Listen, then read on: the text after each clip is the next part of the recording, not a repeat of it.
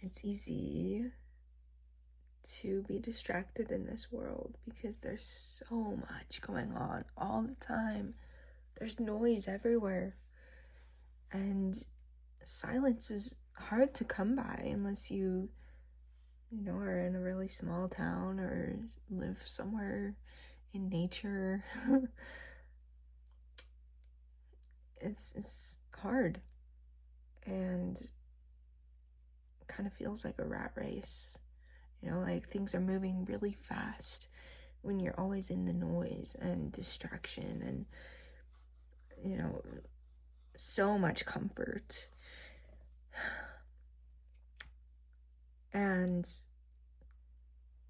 sometimes within that, we can feel really numb and depressed and just ill, mentally ill, and like we don't want to do anything but sit in these distractions, right?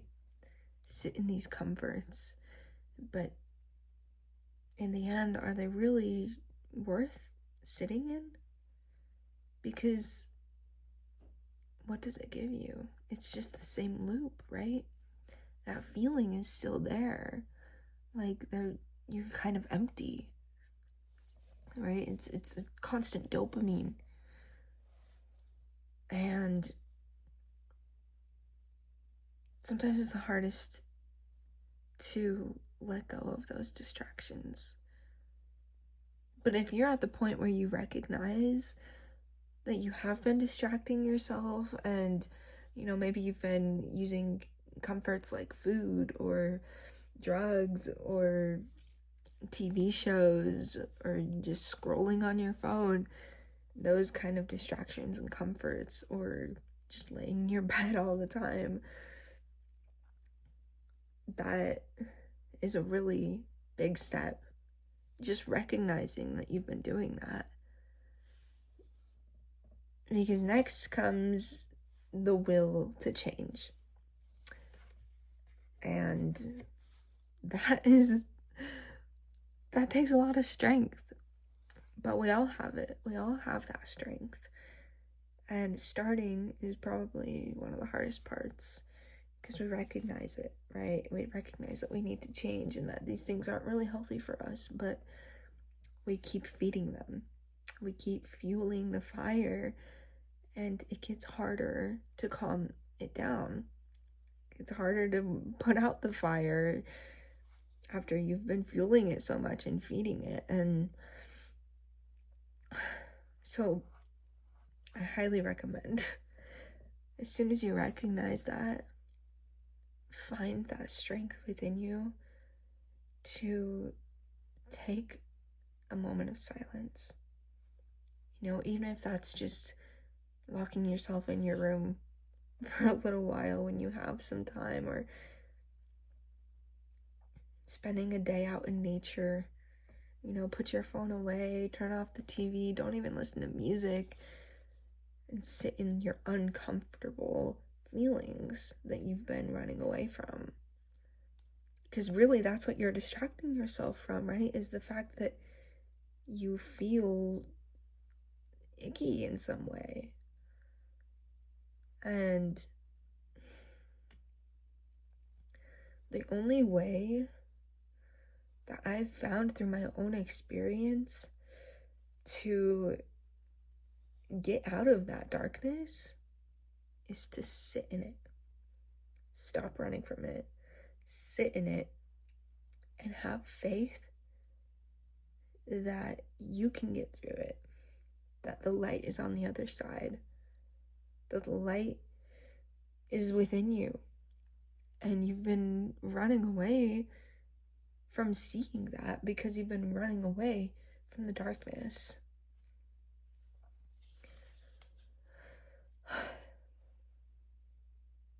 And I don't know who needs to hear this, but I just say this because it's something that I just barely got out of myself, and it's been a constant theme in my life, honestly. It's like this cycle of sleeping and waking up, right? And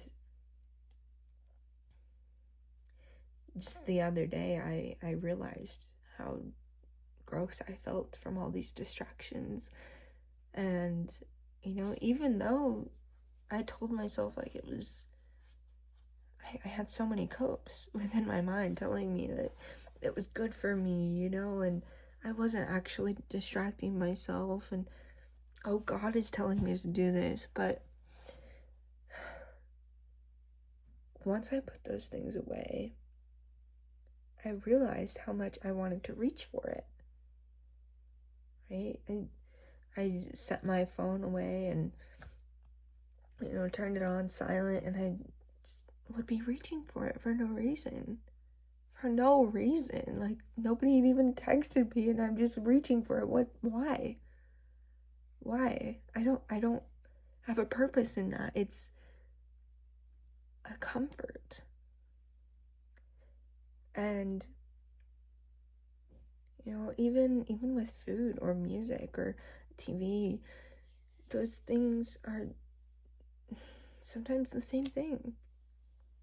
And it's not to say that we can't enjoy the certain things that we have in our life and that we have to condemn them out, but it's to recognize when this cycle becomes an unhealthy habit. And to break those habits is so important, because let me tell you, when I did this and I spent a day in solitude and silence, I really took care of myself that day. I woke up at a decent time. I didn't really even check my phone. I actually set my phone across the room the night before so I wouldn't reach for it at first thing when I woke up.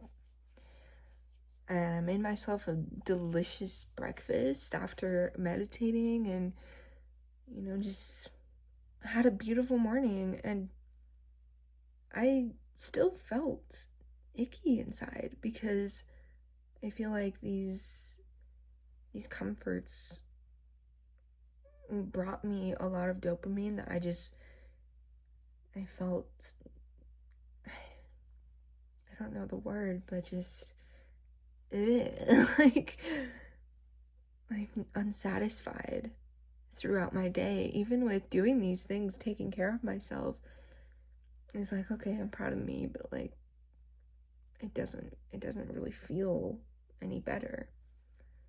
But the next day, I reaped the benefits. Absolutely, because I did it again. I woke up with my phone across the room, didn't even check it, and took a shower, made some breakfast, meditated, wrote in my journal for the first time in a while, and that day I felt bliss. Like, I went on a walk, and it was the most beautiful day. It was so warm to me, and I mean, it's still like 35 degrees outside where I am, but I was out in a tank top, like walking around with a big smile on my face, like, and then I felt like, okay, I can actually listen to music now as I go on my walk, because I don't feel like that's actually reaching for a comfort. I feel like this is just me enjoying myself, right? So there's a difference. Because sometimes I would use music as a way to drown out my thoughts or the pain or whatever is going on. But I just have to say, it is so worth it. It's so worth it if you take the time to sit and reflect and then do the work that you know you need to do. Surrender to the truth. The truth is not easy. I mean,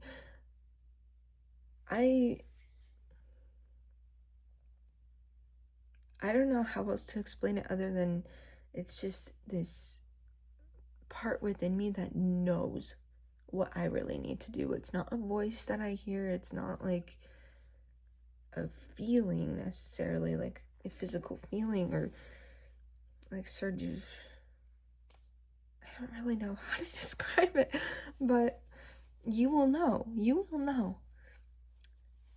You will know what you have to do. And having faith that you know and that you can do it is so important. So important.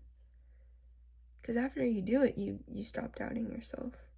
You know, you don't let the doubt take over. You just say, okay, well, even if you have doubt, you know, maybe you don't, but that truth is there. All I have to do, go into prayer, you know, and that may sound weird to people who have like religious programming. I'm not religious. Prayer, for me, it can look like meditation, you know, but it's really coming to that higher consciousness, connecting with God, as some people call it. I think that's the simplest way to call it what it is, but it's the higher consciousness. It's the power that lies within everything, the creator of what we are and what we see in our realities. That is God to me. And, you know, I find that praying and coming to God, coming to that power and surrendering to it, saying, okay, like, I've been trying to figure out my life and thinking that I know best, but I surrender to you, this higher power, because I know that you love me and I know that you will take care of me. You know, and I've seen that. I've seen that in my life. I've seen miracles come through every time that I have faith in that. And I really don't know what it is. But everybody else that I've talked to about something similar has experienced the same thing. Surrendering to God, surrendering to the universe, surrendering to higher power.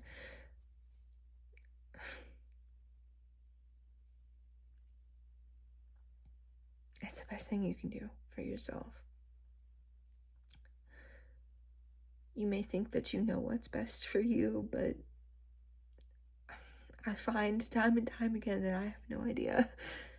Sometimes I'm on the right track, but then I'll get caught up in that, like thinking I know best, right? And then I feel like miserable again or just drained. And when I surrender,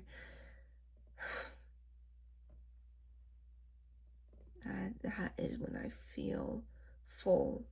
That is when I feel whole and like I love my life again, and things just start to come and work out in my favor. And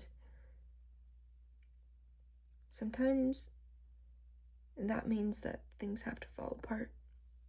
Things that don't belong to me have to be taken away so that new things can come in. Things that I actually want, that I didn't even know that I wanted. And so, I guess the gist of it, my message for you is that you have the power to free yourself from yourself. You're strong enough. I know it. And I love you. And God loves you. And just remember to let go of what you know or think you know. Let the truth come to you. Die and be born again over and over. It seems to be what life is about in some way.